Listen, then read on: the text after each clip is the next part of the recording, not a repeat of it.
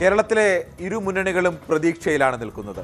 രണ്ടുപേരും സീറ്റുകളുടെ എണ്ണം പറഞ്ഞ് വിജയം അവകാശപ്പെടുന്നുമുണ്ട്. സ്വാഭാവികമായും കൺഫ്യൂഷനിൽ നിൽക്കുന്നത് ഇരു മുന്നണികളുടെയും അവകാശവാദങ്ങൾ കേൾക്കുന്ന ജനങ്ങളോ ഇരു മുന്നണിയിലെയും പാർട്ടി പ്രവർത്തകരോ ഒക്കെയാണ്. നമുക്ക് ഓരോ ജില്ലകളായി തിരിച്ചു പരിശോധിച്ചാൽ തിരുവനന്തപുരം ജില്ലയ്ക്ക് വലിയൊരു പ്രത്യേകതയുണ്ടായിരുന്നു. ഒരു കാലത്ത് തിരുവനന്തപുരം തലസ്ഥാനം ഏതു മുന്നണിക്കാണോ കൂടുതൽ സീറ്റുകൾ ലഭിക്കുന്നത് ആ മുന്നണി കേരളത്തിൽ അധികാരത്തിൽ വരും എന്നത്. കഴിഞ്ഞ 4 തെരഞ്ഞെടുപ്പുകളെ സംബന്ധിച്ച് പരിശോധിച്ചാൽ അങ്ങനെ നമുക്ക് പൂർണ്ണമായും പറയാൻ കഴിയില്ല.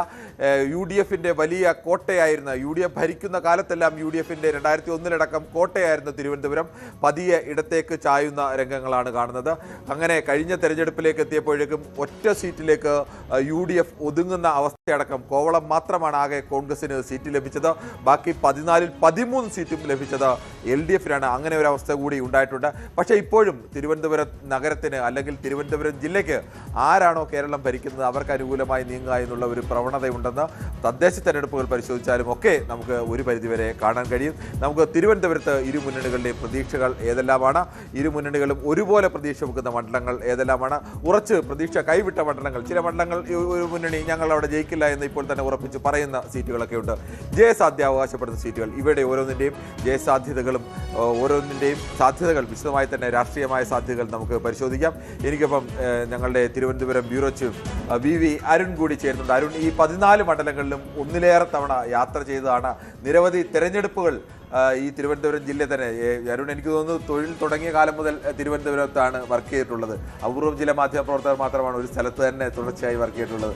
അതുകൊണ്ട് തന്നെ അരുണിന് കഴിഞ്ഞ ഒരു 20 വർഷത്തെ കാലത്തെ ഈ തെരഞ്ഞെടുപ്പുകളുടെ ചരിത്രം, അതിൻ്റെ യാഥാർത്ഥ്യമൊക്കെ കണക്കുകളൊക്കെ വളരെ കൃത്യമായി തന്നെ അറിയാം. നമുക്ക് എങ്ങനെയാണ് അരുൺ, നമുക്ക് തിരുവനന്തപുരത്തിൻ്റെ തുടക്കം, ഇതാണ് 14 മണ്ഡലങ്ങൾ, ഇതിൽ നിന്ന് തുടക്കം പറയാൻ കഴിയും?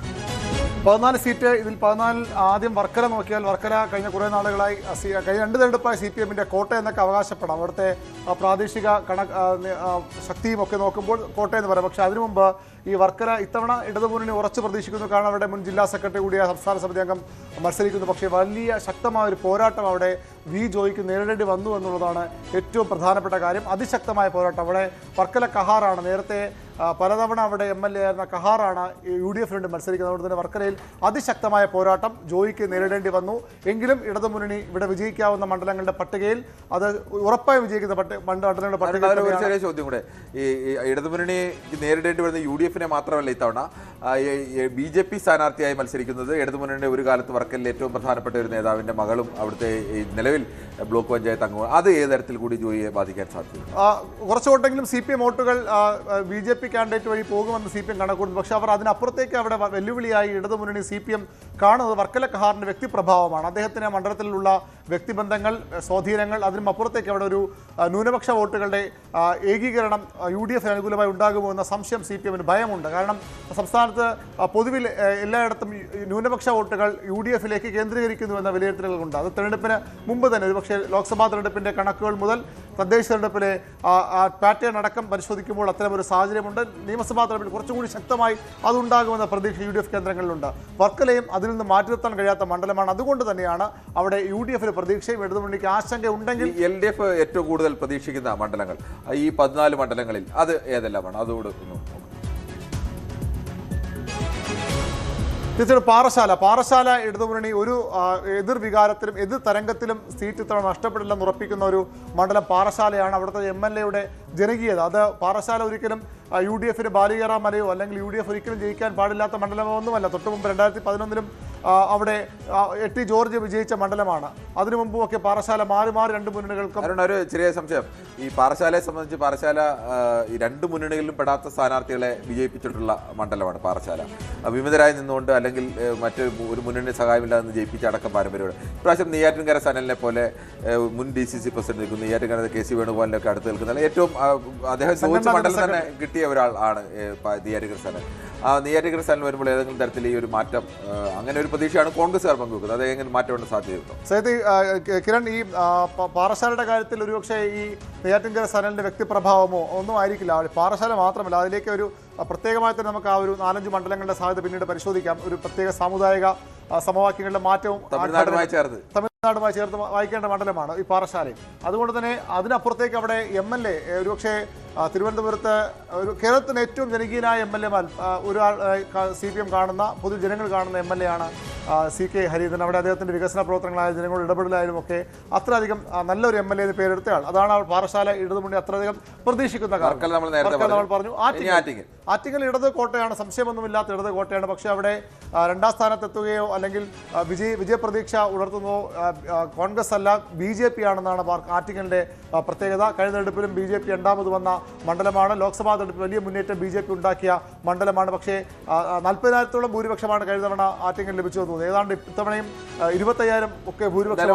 ഒരു കാരണവശാലും UDF അങ്ങനെ BJP ഒരു വിജയം ഇക്കുറി പ്രതീക്ഷിക്കുന്നില്ല. ആറ്റിങ്ങൽ മണ്ഡലത്തെ നമുക്ക് ഇനി പ്രത്യേകിച്ച് ചർച്ച ചെയ്യേണ്ടതില്ല. അത് LDF മാത്രമാണ് അവിടെ വിജയം. നമുക്ക് നെടുമങ്ങാടിലേക്ക് വരണം. നെടുമങ്ങാട് തീർച്ചയായിട്ടും ശക്തമായ പോരാട്ടമുണ്ട്. പക്ഷേ അതും നമ്മൾ ആറ്റിങ്ങലൊക്കെ പറഞ്ഞതുപോലെ നേരത്തെ UDF-ന്റെ MLA-മാരൊക്കെ പാലോടിയെ പോലെ നേതാക്കളൊക്കെ ജയിച്ചു വന്ന മണ്ഡലമാണെങ്കിൽ പോലും ഇപ്പോൾ നെടുമങ്ങാട് കുറച്ചുകൂടി ഒരു ഇടത് സ്വഭാവമുണ്ട്. തദ്ദേശ തെരഞ്ഞെടുപ്പിൽ 14,000-ലധികം വോട്ടിന്റെ മേജോറിറ്റി കിട്ടിയ മണ്ഡലമാണ്. അതിനപ്പുറത്തേക്ക് GR അനിൽ ഭക്ഷ്യമന്ത്രിയാണ്, സംസ്ഥാനമൊട്ടാകെ നിറഞ്ഞു പ്രവർത്തിച്ച മന്ത്രിയാണ്, നേതാവാണ്.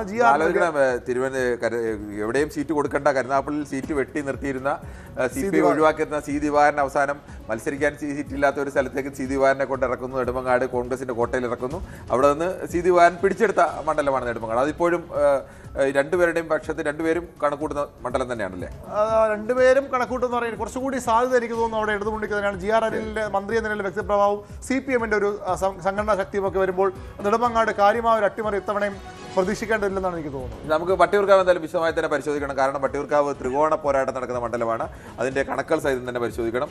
മറ്റൊന്ന് കഴക്കൂട്ടവും നമുക്ക് അങ്ങനെ വിശദമായി പരിശോധിക്കേണ്ട മണ്ഡലമാണ്. അവിടെയും ത്രികോണ പോരാട്ടം നടക്കുന്ന മണ്ഡലമാണ്. മറ്റൊന്ന് വാമനപുരമാണ്. വാമനപുരത്ത് അങ്ങനെ ഒരു ത്രികോണ പോരാട്ടത്തിന്റെ അവസ്ഥയൊന്നുമില്ല. വാമനപുരത്തിന്റെ ഒരു ഇടതുമുന്നണി എന്തുകൊണ്ടാണ് അങ്ങനെ ഒരു വിജയം പ്രതീക്ഷിക്കുന്നത്? കിരൺ, വാമനപുരം ഒരു ത്രികോണ പോരാട്ടമില്ല, ഇടതുമുന്നണിയുടെ കോട്ടയാണ്. എത്രയോ വർഷങ്ങളെ പതിറ്റാണ്ടുകളായി ഇടതുമുന്നണി സ്ഥാനാർത്ഥികളല്ലാതെ ആരും ജയിക്കാത്ത മണ്ഡലമാണ്. ഏത് വിപരീത സാഹചര്യങ്ങളിലും ഏത് എതിർ കൊടുങ്കാറ്റുകളിലും ആടി ഉലയാത്ത മണ്ഡലമെന്ന് CPM വിശ്വസിച്ചിരുന്ന മണ്ഡലമാണ് വാമനപുരം. ഇത്തവണയും വാമനപുരം CPM വിജയിക്കുമെന്ന് പ്രതീക്ഷിക്കുന്നു. പക്ഷേ അത്ര എളുപ്പമല്ല. വലിയ ഭൂരിപക്ഷമോ അല്ലെങ്കിൽ അത്ര അധികം ആത്മവിശ്വാസമോ അവിടുത്തെ സ്ഥാനാർത്ഥിക്ക് പോലും ഇല്ല എന്നുള്ളതാണ് നമുക്ക് നേരിട്ട് മനസ്സിലാക്കുന്നതെങ്കിലും CPM വാമനപുരം കണക്കൂടുന്ന. UDF-ന്റെ സാധ്യതകളിലേക്ക് വരുമ്പോൾ നമുക്ക് വാമനപുരം കുറച്ച് വിശദമായി പറഞ്ഞു പോകണം. ചിറയൻകീഴ് യഥാർത്ഥത്തിൽ ഇടതുമുന്നണിയുടെ വലിയ കോട്ടയായി നിൽക്കേണ്ട അല്ലെങ്കിൽ അങ്ങനെ മത്സരം ഉണ്ടാവേണ്ടാത്ത മണ്ഡലമായിരുന്നു. പക്ഷേ ഇക്കുറി രമ്യ ഹരിദാസിനെ പോലെ ഒരു സ്ഥാനാർത്ഥി തിരുവനന്തപുരത്തേക്ക് കൊണ്ടുവരുന്നു. രമ്യ ഹരിദാസ് വന്നതോടുകൂടി ആ ചിത്രത്തിന്റെ ആകെ മത്സരചിത്രം തന്നെ മാറുന്നു. അവിടെ ഇപ്പോഴും എങ്ങനെയാണ് LDF അങ്ങനെ ഒരു പ്രതീക്ഷ വെക്കുന്നത്? ചിറയൻകീഴിൽ മികച്ച മാർജിൻ ജയിക്കുമെന്ന് തന്നെയാണ് ഇടതുമുന്നണിയുടെ കണക്ക്. അവിടെ വിജയിച്ച് വരും. വലിയ പ്രതികൂല ഘടകങ്ങൾ, പ്രത്യേകിച്ച് കിരൺ സൂചിപ്പിച്ച പോലെ രമ്യ ഹരിദാസിന്റെ സാന്നിധ്യം, എവിടെ പോയാലും ആളെ കൂട്ടുന്ന, എവിടെ പോയാലും ഓളമുണ്ടാക്കുന്ന ഒരു സ്ഥാനാർത്ഥി കൂടിയാണ്. അത് ജയിച്ചാലും തോറ്റാലും ഒക്കെ രമ്യയുടെ ഒരു പ്രചരണ രീതി അങ്ങനെ. രമ്യ ഹരിദാസ് ആ മണ്ഡലത്തിൽ നിന്ന് ഇറങ്ങിയത് തന്നെ അങ്ങനെ. ഞാൻ അവരുടെ മണ്ഡലത്തിലേക്കുള്ള വരവ് ഞാൻ റിപ്പോർട്ട് ചെയ്യാൻ പോയിരുന്നു. വളരെ ആവേശമുണ്ടാക്കിയ, ഓളമുണ്ടാക്കിയ ഒരു വരവായിരുന്നു രമ്യ ഹരിദാസിൻ്റെ. അതുകൊണ്ട് തന്നെ അവിടെ കോൺഗ്രസ് പ്രതീക്ഷിക്കും. പക്ഷേ ഇടതുമുന്നണി ഇപ്പോഴും ഉറപ്പിക്കുന്ന മണ്ഡലങ്ങളിൽ ഒന്ന് തന്നെയാണ് ചിറയൻകീഴ് എന്ന കാര്യത്തിൽ സംശയമില്ല. നമുക്ക് ശക്തമായ മത്സരം നേരിടുന്ന ഇടതുമുന്നണി കണക്കാക്കുന്നത് ഒന്ന് നിയമമാണ്, നെയ്യാറ്റിൻകരയാണ്, മറ്റൊന്ന് തിരുവനന്തപുരമാണ്, കോവളമാണ്, കാട്ടാക്കടയാണ്, അരുവിക്കരയാണ്. എന്നാൽ ഇനി UDF-ന്റെ പ്രതീക്ഷ കൂടി നമുക്ക് നോക്കാം. കൂടുതൽ വാർത്തകൾക്ക് News 18 Keralam YouTube channel subscribe ചെയ്യുക.